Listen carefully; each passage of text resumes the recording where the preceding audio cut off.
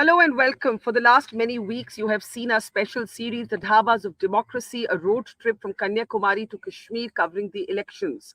But today, I feel the need to put a pause on conventional election coverage and to talk about an issue that I think all of our politicians should be talking about, all of our media should be talking about. In fact, it's a real travesty that even I personally have got to this horrific incident so late. I'm Barkha Dutt, you're with the Mojo Story. Today we are looking at what has unfolded with a person called Vedant Agarwal. He is 17 years and 8 months old, so technically, yes, he's a minor. But what he has done calls for him to be tried and treated like an adult. The son of a wealthy and influential builder, Vishal Agarwal, Vedant is responsible for the killing of two young professionals, Ashwini and Anish, who were just on their way home after a regular day, they thought, in their lives.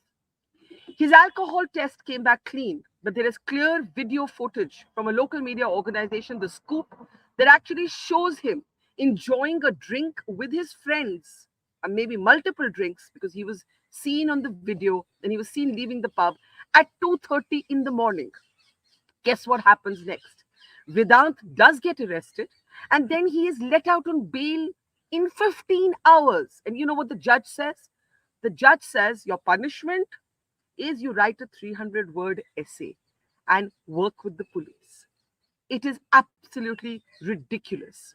It is absolutely ridiculous. We understand the need to protect juveniles. We understand why that law exists. But this is quite simply the rich brat of an influential parent flexing his muscle and being given VIP treatment, even pizzas while he was in custody. But of course, there is a political link as well. And MLA stands accused of having facilitated this VIP treatment in jail. But thanks to the public outcry on social media and thanks to civil rights activists in Pune, we now know that the father, with whom the responsibility, the father and the mother, lies, that their technically underage son was out drinking and driving. He's been detained. But is that enough? Will justice be served? The parents of those killed are asking for the accountability to be fixed at the door of the parents of Vedant Agarwal. There's everything in this Pune Porsche killing, and I'm calling it a killing. The media has been calling it an accident because it is, from everything we know, a killing that amounts to culpable homicide. The court will have a final word on that, but that's the prima facie material that we have in the public domain. Let's introduce our guest today, and we hope that the noise that we drum up on this program will contribute to the larger awareness that is being created across India as we talk about this horrific incident. Abhijit Iyer Mitra has been tracking this case closely, and I have to thank him. He shared a lot of details with me and made me aware of developments as I travel across the country that I wasn't aware of. We're also joined by Rachna Agarwal. Rachna Agarwal is a rights-based activist, the chairperson of Team Swachh in Kalyan. Thank you, ma'am. Also joining us is Vinita Deshmukh. I have to credit Vinita Deshmukh for creating Just Raising Hell on Twitter. She's a Pune resident and she just kicked up a storm and made everybody in the country aware of what had happened. And she's also started a kind of petition to the police that you try this guy as an adult. You have to do more in this case. And we're also joined by Mr. P.K. Jain, veteran IPS officer. Thank you very much. I want to get first comments. I'll start with you, Vinita. It's horrifying. Can you tell us the extent of influence that was used, according to your information, to initially try and mollycoddle this allegedly drunk but certainly underage driver who was seen in a pub till 2:30 in the morning? So we don't know how his alcohol test came back clean. Ma'am, please go ahead. Yes, it's absolutely horrific that he actually brutally kills the two youngsters with a speed of 200 to 240 kilometers per hour. And all that his dad had to do is to just call up the NCP MLA of Vadgaon Sheri, Mr. Sunil Tingre, who rushed to the Yadoda police station, and with pressure from him, he was first treated like a VIP, being given chicken burger and pizza and other junk food to make him comfortable for a crime which is so dastardly. And he, through his influence, the police also gave in, whether it was the police inspector or the other authorities, that they completely diluted the FIR to the extent saying that he did not drink. And after that, in fact, after that, when the police commissioner today has revealed that he had suggested that he should be treated like an adult criminal, and that he should be put to 15-day at the remand home in custody. All that happened that he went back to his luxurious home, and his father tried to flee away and was caught in Sambhajinagar today only because the social media got so active. And I must give credit to the Congress Lok Sabha candidate, Mr. Ravindra Dhangekar, who immediately rushed to the police station and demanded justice. I mean, here two lives are in blood lying on the road, and the entire machinery is just taking up the cause of this boy who has actually killed. And not only that, today I got a message from my friend that she actually was saved when this car was almost going to run her down. And this is in Kalyani Nagar area, because of the Pune becoming a youngster city, because it becoming an IT hub. There are huge number of pubs there in the upper Lipstiff neighborhood of Kalyani Nagar and Korega Park, and only the nexus between the pub owners, the police authorities, excise department, and the politicians. This only works, and no matter that months and months of agitation by citizens has come to null and void. Can I ask you to briefly talk about why this particular NCP MLA that you name? What is the connection? Who is this father? Why is he so powerful? He's the owner of an organization, a realty firm called Brahma Realty. Can you talk a little bit about what's the nexus between, allegedly according to you, between this NCP MLA and Mr. Vishal Agarwal? So Pune has deteriorated, and it has become a builder's city of builders, for builders, and by builders. So the builders have heavy nexus with all politicians. And in this case, he's allegedly the business partner of Mr. Vishal Agarwal, and apparently his very thick friend. So this nexus is working for anything and demolishing citizen campaigns, be it saving the hills and be it protesting against the pubs. And hence, this is a close proximity. It's a friendship. It is a friendship with a nexus, with an agenda of money that spurred Okay. Mr. Sunil Tingre. No, and I want to say, Sunil Tingre has been contacted by the people in the neighborhood for roads, potholes, metro, BRT. He never turns up. And here, within half an hour, he just rushed there. Let me bring in also the role of the court, right? Abhijit, if I can bring you in, I think we've just lost Rachna, but I'm sure she'll reconnect. Abhijit, the court's role has been absolutely ridiculous, right? A 300-word essay. Is this holiday homework? Is this like bunking a class that you're being asked to write a 300-word essay? Like, the fact is, if the court had just taken a different view, perhaps we wouldn't all be in this position. Hang on, Abhijit, I can't hear you. Can we unmute Yeah, Abhijit, please? Yeah, yeah. there you are. Thanks, Barkha. So, there's several layers to this, even with regards to the court. First, that this is a juvenile court and this boy is underage, which I accept fine. You want to give him bail under the lower standards of a juvenile, that's also fine by me.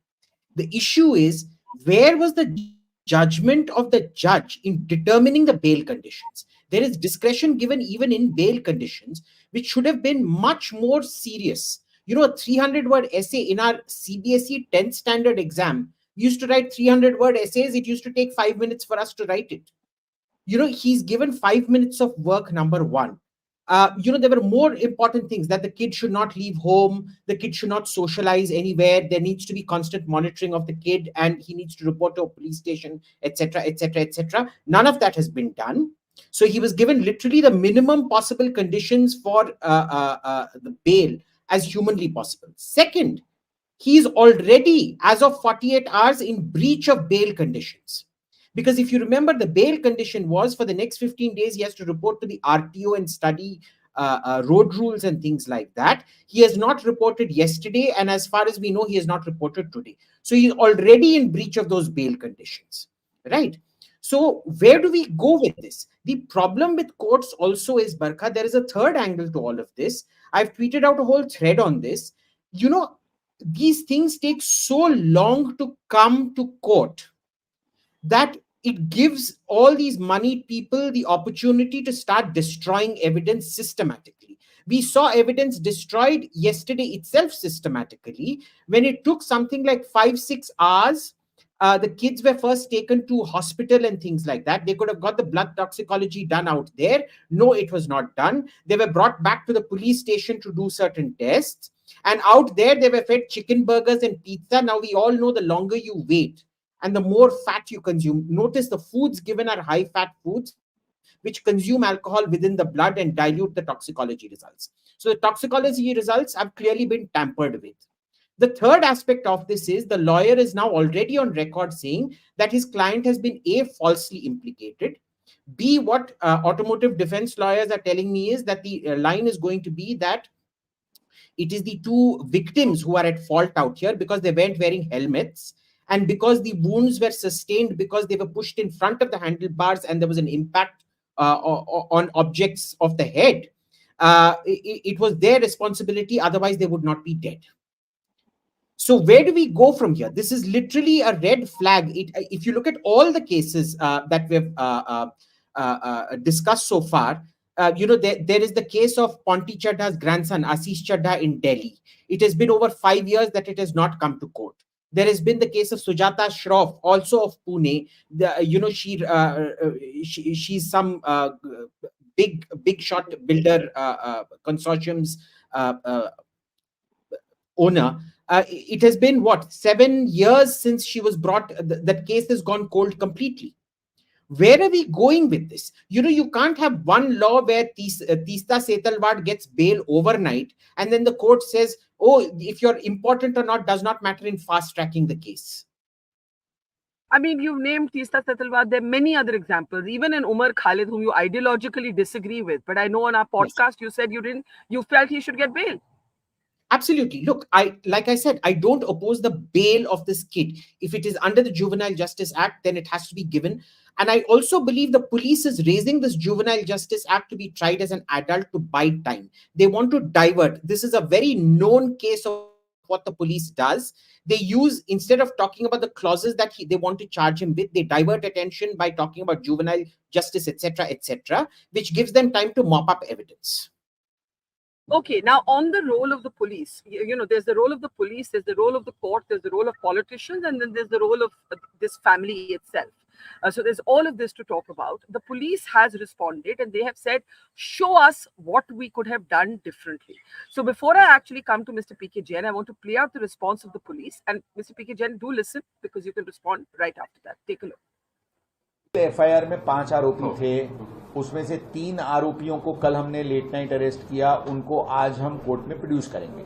जो उसके father है और जो एक और आरोपी था उसको आज ताबे में, फादर को औरंगाबाद, वो फरार था परसों से, उसको आज अर्ली मॉर्निंग आवर्स में औरंगाबाद से एक होटल से उसको ताबे में लिया गया है और उसको ट्रांजिट पे यहाँ लाया जा रहा है। ट्रांजिट पीरियड जो जब तक वो पहुंचेगा उसके बाद जो भी मेडिकल और बाकी फॉर्मेलिटीज है करके उसको कल कोर्ट में ये दोनों आरोपियों को प्रोड्यूस किया जाए।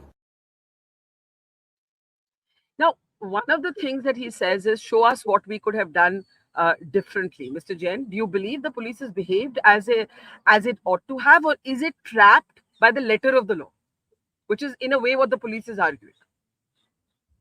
I would like to come on the legal points straightway. One of the panelists has already stated that the police has not acted right. I am not sure about the wording of the FIR, whether the offense was registered under Section 304A or under Section 304, which is culpable homicide. Because under the Juvenile Justice Act, if it is a heinous offense, then the bail can be denied. The person can be that juvenile culprit or offender can be sent to the remand home for 15 days. In this case, it was not done. So I believe that Section 304 was not applied at that time, and I don't know whether the father was made accused. In the CP does say that 5 persons were accused, and father happens to be one of them. So as far as law is concerned, they've taken the right action. The only thing is whether Section 304 was applied right in the beginning or it was applied subsequently. What did the remand application state? Whether they had asked for the police custody on the basis of the sections applied, or so all these things are probably not in the public domain as of now. Uh, uh, if it was presented to be a case of road accident, then the accused gets an automatic right to get bail in the court because it's a bailable case. But it was unfortunate. I mean, there are a number of questions which have been left unanswered. And I believe that, yes, the accused will get the benefit of doubt wherever a small lacuna has been left, either in the FIR or in the investigation, which as of now it appears that we are only talking of technicalities, that the accused will be arrested. Of course, they'll be arrested, they'll be produced in the court. But what after that? Like one of my co-panelists has just stated, that cases are pending for years together, and I know what is the travesty of justice. Unfortunately, big shot lawyers who have face value with the courts, get relief for their clients beyond anybody's imagination. It's a money play and it's a power play. So please note Barkha. that none of us are, yeah, but Mr. Jain, please note that none of us are hopeful that justice is going to be served in this case, notwithstanding the arrests that have been made. Rachna, is that the feeling on the ground among ordinary people, among people who are canvassing to mobilize public opinion, to put pressure on the police? Is there a sense of cynicism? Is there a sense of helplessness? You're asking me? Okay. Of course, there's helplessness after what has happened when he's got the bail. We've been fighting the system. Administration has failed us miserably. To last 2.5 years, we've been following up this pub culture. We are not against the pubs. We just want that the police should adhere to the timings and see to it that the pubs only ply up to 1:30. After the billing, maybe 2. Here at 3:30 up to 5, we've been complaining. They're all running. They're open and people can enjoy their, dancing and drinking. The issue is when we've taken it to all the levels, be it the Pune Municipal Commissioner, the CP Police Commissioner, the collector, the excise department, madam, we've got a lot of paper trail to validate what we are saying. It's not been done just by verbal messages. The MLA, the corporator, we've done it at every level, but we are very saddened by this. Was bound to happen one day, but not at the cost of losing two young lives. It's sad, and now it's become a mockery. Yeah, and I can hear the anguish in both you and Vinita. Vinita, who do you blame? Is it a structural fault with the system? What is it? The law, the process, the fact that you can, everybody can actually bribe somebody to remain open a few extra hours, the fear of the rich. Who do you blame in this particular case? It is a complete corruption and degradation of the social system thanks to the nexus of politicians, pub owners, businessmen, and police and the municipal corporation. They are in nexus and they have become so brazen that no amount of campaigning for any civic issue brings any results. However, I would like to add that cynicism in this case, I think we need to play a little down, because today the social media in this case has become so active that the Chief Minister, Mr. Devendra Fadnavis, has had to come to Pune and is held a press conference just about half an hour, 45 minutes back. And the police commissioner, who was not available, gave a very strong message in his press conference that he has been told by the state government authorities that there should not be any loophole and the stringent to stringent action has to be taken on those guilty. And till yesterday, till they thought that they could really maneuver and forget it like a story. the the police who said that he did not drink actually have, with which you also shows the CC footage of drinking. So I'm saying, what about the pub owner, pub manager, the waiter who served him, the gatekeeper who brought him in, all these underage children? There has to be stern action against this. And since the people's outcry is too huge, I'm sure that that's why Mr. Fadnavis and the police commissioner both have changed their, lethargy and are coming up as working for the people. Otherwise, the Okay, system is let's talk. corrupt in Pune completely. Let's hope you're correct.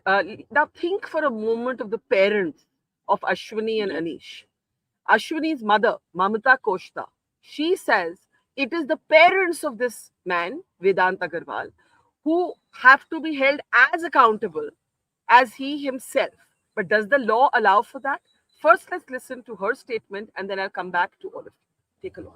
लड़का अपने पिता की दौलत में हाँ मदहोश होकर इस तरह की घटनाओं को अंजाम दे रहा है। तो नहीं होनी चाहिए ना। सबसे पहले तो माँ बाप को सज़ा मिलनी चाहिए। बच्चों को क्या परवरिश दे रहे हो? और इतना बड़ा हादसा दोबारा ना हो तो कानून ने भी कुछ कार्रवाई करनी चाहिए कि मतलब उसको एक वो मिलना चाहिए कि अगली बार से वो ऐसा कुछ ना करे। मतलब आप किस तरह की सजा आप चाहते हो, बच्चे के लिए किस तरह के इंसाफ चाहते हैं आपकी बेटी के लिए? अब हमारी बेटी तो आएगी नहीं, लेकिन फिर भी इंसाफ ये है कि मतलब और किसी का घर ना उजड़े, है ना, किसी की, चाहे वो बेटा हो चाहे बेटी हो, ऐसा कुछ ना हो। तो मतलब इस टाइप की उससे सजा दे कि मतलब दोबारा ऐसा कुछ ना करे वो। और सबसे मेन तो उसके माँ बाप को मतलब बोलना चाहिए।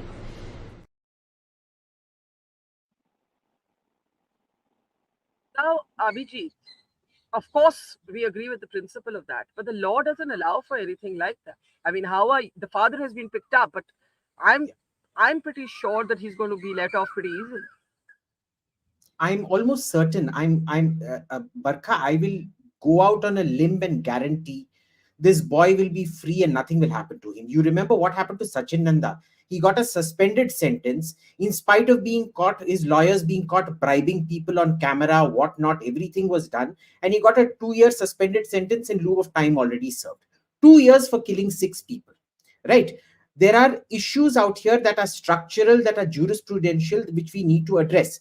First, look at the parents themselves. They are walking, talking banners for corruption and setting the wrong role model for their child. The residency club in Pune is based on grabbed army land. They are already facing a corruption charge where they bribed army officers to get that land, and the army is still not able to get that land back. Our other panelists will be able to certify that residency club is still operating well and good out there under the same builders right now. Now, second point out here is when we talk about what Sir just said, culpable homicide. In the West, there's a very clear definition of negligence mounting to culpable homicide or not, which has been completely diluted to the point of recklessness by the Indian judiciary. In the West, there is a test case of this from Queensland, which is a German driver, when he was coming out of a petrol station, looked left instead of right, because in Germany, you drive on the other side of the road. And the judge ruled, fair enough, you were in full control of your senses, and it was an actual mistake of, what you're trained to do, muscle memory, that you looked left instead of right and you crashed into something, fair enough. Here, there is intent. Intent in the sense you have drunk, which you should not have been driving, number one. Number two, you were speeding at an insane 160 kilometers per hour. How is that not amounting to murder? Not amounting to homicide? It has to be amounting to homicide. And unfortunately, the problem is every judge and every court in this country interprets it as if, basically there is no rule of law for the rest of us. What do we do in this case? So it is a structural issue. It is also a jurisprudential issue. It is across the board now, where I have zero hopes that these two will get any justice at all. What a thought to live with, Mr. Jain. if you were in the in the Pune Police Commissioner's shoes right now, what would you be thinking? What would you be doing? See, whatever I would have been doing is what Amitesh is already doing, arresting these people. Now he is left with building up a watertight case and sending it to the court. But the inherent delay in the court procedure would kill the entire case. I'm absolutely in agreement with my predecessor in saying that nothing much is going to come out of this case. The evidence will either be destroyed or bought, and the case will come to naught. And if, unfortunately or fortunately, if they get convicted in the lower court, there's some other higher court will give them relief, which which you can't even imagine. They stay the investigation, they stay the prosecution. You know, I've been watching these things day in and day out.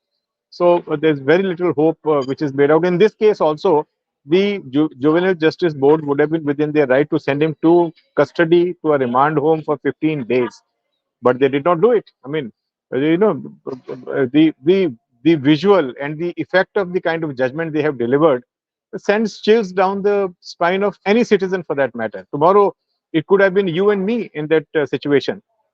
Imagine what would happen. I mean, the family is not there, they are from outside, they can't fight the case. The witnesses would turn around, they would not probably support, they'll forget by the time the case comes up for hearing, and number of things happen. And the justice, to my mind, will not be served in this case also. I'm being very, very categorical. I have no hopes from the system the way the things are going. And the judiciary has its own role to play. I mean, they could have taken a stand. They could have, even if the section 304 was not applied, nothing prevents the judge from, giving the benefit of doubt to the prosecution. But 15 hours, 2 lives lost, and the guy comes out on bail, and now, the investigation proceeds at its own pace, and that too when the citizens have sprung up and they have come into action. I mean, this all speaks very poorly of the system. And now, Absolutely. as far as the other things are concerned, like cancellation of the license of the bar, the action should be exemplary on the executive side also. Cancellation of the bar licenses, prosecution, of course, is what is done. Well, there are a number of things which the government can do and which the system can do, which ought to be done to send a message, a very clear message down to the operators, to But the system, but none of to none the of us except Vinita are hopeful that something might happen. Rachna, are you hopeful that with the public outcry, the fact that you're not hopeful? Rachna, can we unmute Rachna? I can't hear you, Rachna. You have to unmute yourself. Yeah, go ahead. Yeah, no, even we are not hopeful. Though we are trying to fight it, the social media has supported us, but we are not hopeful. The system is such. That's just so sad, Vinita. Can you leave us with the last word with something? What should we do? What should we, the people, be doing at this point? I can't hear you, Vinita. Can you unmute? Yeah, now go ahead. Yeah. The citizen pressure is going to work like it did for the Nirbhaya case. And already Mr. Fadnavis, the little that I heard, he was talking about bringing a system into this wherein there is stringent action. And with this, definitely something good is going to turn out. There are going to be some arrests. There are going to be some norms which are going to change. I'm very, very sure about that. And I also, last thing I would tell the parents that your daughter and your son, they have died, but please do not spare this rich builder. Go via the lawyer and get compensation. I know that it is not worth it now because your precious one is lost, but yet the builder should be under pressure from all sides. And I'm very sure that is going to work because everybody is angry. I leave with that optimism, though it might be a mirage. Well, I think we need to hold on to your optimism in the face of our cynicism. So let's hold on to that. Thank you so much to Rachna, to Vinita, to Abhijit, and to Mr. P.K. Jain. We as people need to think about this. Are we willing to move on to the next issue, the next tragedy, the next, political spat? Or are we going to remain focused on this? Are we going to help this family? Maybe it can't actually, even afford to get the best topmost lawyers in the way that the accused can. These are all questions to think about. I thank our panel today, and we leave you today with a lot to think about. Thank you for watching. See you tomorrow. We're at the Indian mainland's southernmost tip in Kanyakumari, the confluence of the Bay of Bengal, the Arabian Sea, and the Indian Ocean. It is from here that we are beginning our big road trip to the heart and the soul of India, Dhabas of Democracy. That's all about traveling thousands of kilometers to look at the food, the fun, the festivity, the flavors of this election, but also, of course, to tell the stories of you the people, of we the people. At Mojo Story, we have always gone to where the story is. It could be the battlefields of Israel and Gaza, it could be the conflict zone of Manipur, or it could be the sorrow and the tragedy of COVID. We think of all of you as members of our community, of our family. So, I'm urging you and requesting you today to help us tell your stories and our stories. So do become a Mojo member, support and power our storytelling, but also get first access to our big interviews, our special ground reports, our town halls, and also have the opportunity to ask our newsmakers questions directly, as well as get published on our platform. Become a Mojo member, click on the link below, and see you soon.